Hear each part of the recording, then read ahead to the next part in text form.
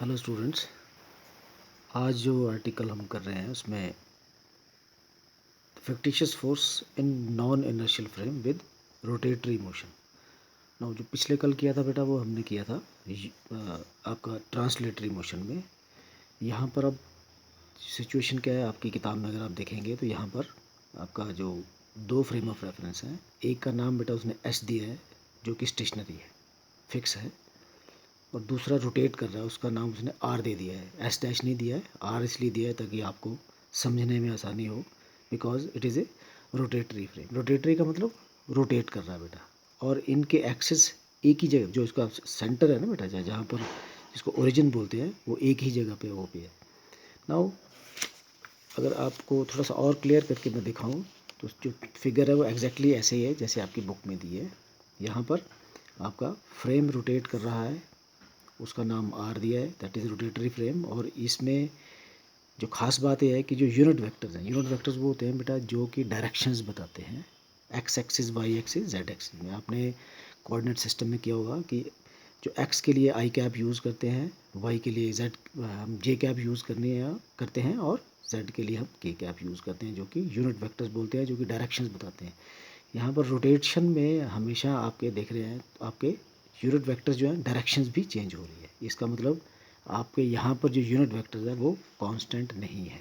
Now इसी चीज़ को हम आगे इस्तेमाल करेंगे यहाँ पर। इसमें तो कहता है एंगुलर वेलोसिटी, क्योंकि रोटेट हो रहा है बेटा, ये रोटेशन में क्या होगी, velocity, and that is called angular velocity. कहता है आई कैप जे कैप, अब ये एस यूनिट में है, और आई डैश जे डैश के डैश कैप ये आपका आर यूनिट उसमें आपके फ्रेम में है। और इसमें हमारे दो बेटा ये पॉइंट पी है, जो ऑब्जेक्ट है वो पॉइंट पी पर है।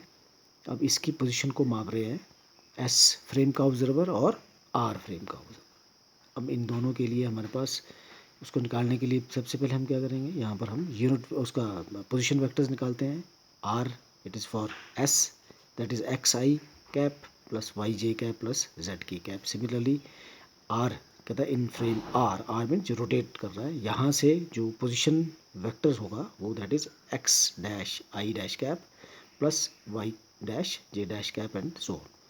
नाउ वो आपकी बुक में सब कुछ दिया है। यहाँ पर हमारे पास कहता है, अब यहाँ पर बेटा आप देख रहे हैं कि दोनों में आर यूज़ किया है, सेम है। क्यों? क्योंकि यहाँ से अगर आप देखेंगे फिगर में जो डिस्टेंस है वो चेंज नहीं होगा। चेंज क्यों नहीं होगा? क्योंकि दोनों के ओरिजिन एक ही जगह पर है, वहीं से आप मेजर करेंगे ना डिस्टेंस को, तो डिस्टेंस आपका चेंज नहीं होगा, R will be same. Means जो आर पोजिशन वेक्टर है माइंड इट, उसका जो टोटल आउटकम होगा that will be same. But यहाँ पर जो खास बात है कि रोटेटरी मोशन में या रोटेटरी फ्रेम में आपकी डायरेक्शंस चेंज होंगी, इस कारण से आपका जो यूनिट वेक्टर्स हैं वो कांस्टेंट नहीं है। Now as the frame R is rotating, unit vectors I cap J cap K dash cap are continuously changing, यही जो मैं बात कर चुका हूँ। अब यहाँ पर अगर आप देखेंगे तो D R by D T, अब यहाँ से अगर D R by D T निकालेंगे तो हमारे पास क्या है बेटा, अगेन मैं आपको बात बता चुका हूँ कि हमने क्या निकालना है बेटा, फोर्स।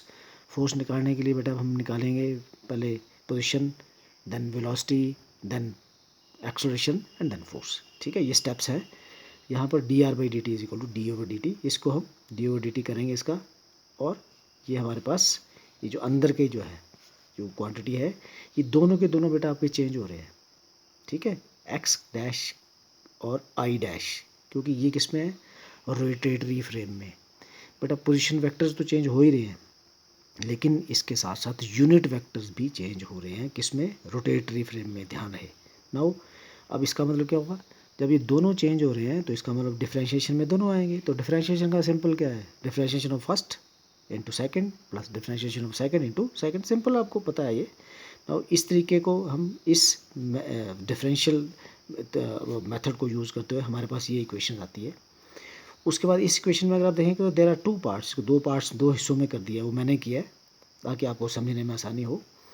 यहाँ पर जो फर्स्ट पार्ट है, फर्स्ट पार्ट बेटा यहाँ पर दिया है इसने, that is D x dash over D T, ये वाला। ठीक है, और ये जो मैंने आपका एनक्लोज किया है, एंड व्हाट इज़ दिस, ये बेटा है क्या आपके पास, it is D R by D T, किस में, रोटेटरी फ्रेम में। इसमें अगर आप देखेंगे बेटा ये आप देख रहे हैं, that is X dash I dash cap plus Y dash J dash cap, इसको अगर आप करेंगे तो this is equal to R. तो ये क्या है बेटा, D R by D T, but किस में है ये बेटा, रोटेटरी फ्रेम में, इसलिए इसको आर दिया हुआ इसने। नाउ सिमिलरली ये जो सेकंड आपकी इक्वेशन, जो सेकंड पार्ट है इस इक्वेशन का, इसमें ये बेटा फर्स्ट आपका ये D I dash J dash, ये आप देख रहे हैं। अब यहाँ पर ये X dash D I dash cap Y dash J dash cap plus Z dash, ये जो आपका जेड डैश के डैश कैप। नाउ ये क्या, it is equal to R. Now it is, ये आपका क्या बना बेटा, सिंस आपको पता है ये आपका this relation between linear velocity and angular velocity के बीच में, तो D R by D T क्या है, it is V is equal to omega क्या बेटा, it is angular velocity into R. Now this is a relation. Now इस relation को हम यूज़ करेंगे सिमिलरली टू दिस इक्वेशन, ये जो इस इक्वेशन की बात कर रहा हूँ, तो कहता है ये D I cap dash D T is equal to क्या होता है, omega cross I cap plus D J dash, इस सेम रिलेशन को बेटा यूज़ किया, यहाँ पर ध्यान रहे।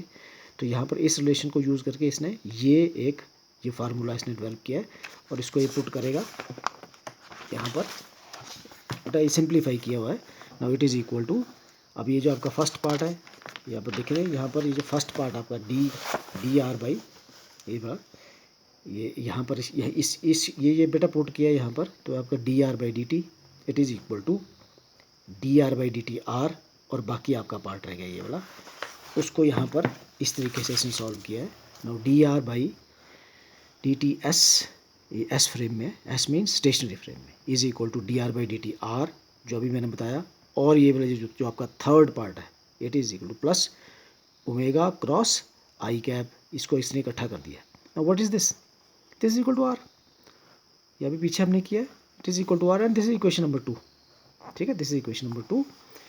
अब इसमें अगर आप देखेंगे तो ये क्या है बेटा, इट इज़ वेलोसिटी, किस में, एस डैश, एस फ्रेम में, सॉरी, जो स्टेशनरी है, इट इज़ इक्वल टू, ये क्या बेटा, इट इज़ वेलोसिटी किस में, रोटेटरी फ्रेम में, इसको इसलिए इसने वी आर लिखा है, it is omega cross R. ठीक है, नाउ यहाँ पर बेटा अब क्या निकालना है, कि ये वेलोसिटी निकलेगी बेटा, इसको सिंपल तरीके से इसने एक्सेलरेशन में कन्वर्ट किया है। तो इसने क्या किया यहाँ पर, कहता है ये जो इक्वेशन नंबर 2 है, इसमें कहता है आर की जगह रिप्लेस कर दिया है बेटा, क्या आर की, यहाँ पर अगर आप देखेंगे तो यहाँ पर आर की जगह रिप्लेस किया है बेटा, क्या इसने रिप्लेस कर दिया है वी एस को।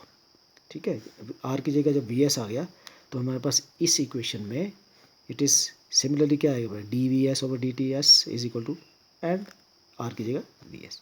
ठीक है, नाउ पर्पज़ क्या है, हमने अब बेटा एक्सेलरेशन निकालनी है। ठीक है, एक्सेलरेशन निकालेंगे तभी हमारे पास फोर्स आएगी, फोर्स से ही हमें पता चलेगा कि फिक्टिशियस फोर्स कितनी बनी है। Now it is A S, and here A S is equal to D over D T. ठीक है, और इस तरीके से इसका इसमें D over D T V R. अब ध्यान रहे बेटा, ये आपका आ गया ए एस।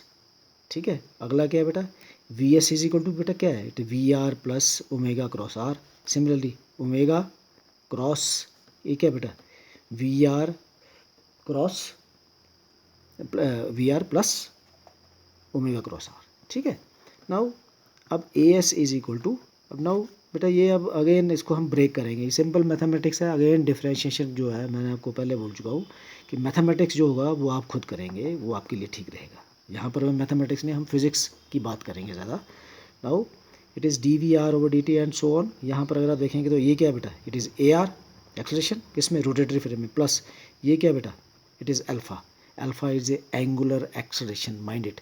ये बेटा एंगुलर एक्सेलरेशन किसकी है, जो फ्रेम घूम रहा है आपका, जो रोटेटरी फ्रेम घूम रहा है उसकी एक्सेलरेशन है ये, into R plus omega cross. Now what is this, again it is V R plus it is omega cross V R plus omega cross, अब अगेन सिंपल। यहाँ पर अगर आप देखेंगे तो it is alpha cross R, and ये आपका मिल के बेटा आ गया, इट इज़ सेम है, तो यहाँ पर इसको करते हैं प्लस में, तो ये 2 omega cross V R plus omega cross V are.